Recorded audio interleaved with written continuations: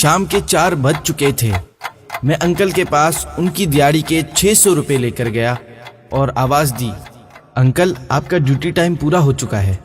انہوں نے میری طرف دیکھا، اس شدید سردی میں بھی ان کے چہرے سے پسینے کی بوندیں ٹپک رہی تھی۔ انہوں نے اپنی پھٹی ہوئی قمیض کے دامن سے چہرہ پونچھا اور بولے، میں نے 2 گھنٹے اور کام کرنا ہے، بھائی سے پوچھ آؤ نا، 200 روپے زیادہ مل جائیں گے۔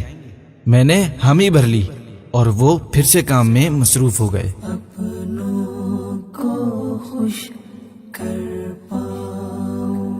میں نے گھر آ کر بھائی کو بتایا تو انہوں نے 200 روپے مزید تھما دیے اور کہا انہیں 800 روپے دو اور گھر بھیج دو۔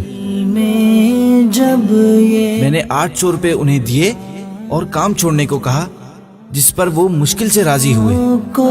خوش کر پاؤں گا دل میں جب یہ ہو۔ اور اپنے پلاسٹک کے پرانے جوتے اٹھا کر پہنے، جس میں سے پاؤں کا انگوٹھا جوتے میں بنے سوراخ سے باہر آ گیا۔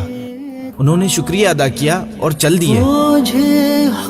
ان کے چہرے پر سخت تھکاوٹ کے باوجود فاتحانہ چمک سی تھی، جس نے مجھے تجسس میں ڈال دیا۔ انہوں نے نیچے دیکھا، کچھ سوچا اور زیر لب مسکرائے، جس سے میرے تجسس میں اور اضافہ ہو گیا۔ میں نے انہیں روک لیا اور ان کے پاس جا کر مسکرانے کی وجہ پوچھی۔ اصرار کرنے پر انہوں نے بتایا، کل گاؤں میں شادی ہے، بچوں کی امی نے نئے سوٹ کا مطالبہ کر رکھا تھا، اس لیے پریشان تھا۔ الحمدللہ اب پیسے پورے ہو گئے، جاتے ہوئے ان کے لیے سوٹ لے جاؤں گا، بس یہی سوچ کر مسکرا پڑا۔ اسی نمی کے ساتھ اسے الوداع کیا اور یہ سوچتا ہوا گھر کی طرف چل دیا کہ ایک شوہر اپنے گھر والوں کی خوشی کی خاطر کیا کیا کر رہا ہوتا ہے۔ اگر اس کا اندازہ گھر والوں کو ہو جائے تو اس کی راہ میں آنکھیں بچھانے لگیں۔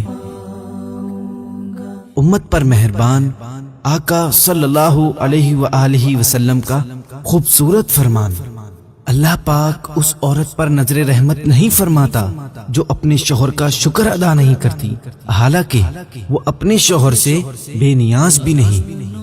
ثواب کی نیت سے شیئر کیجیے۔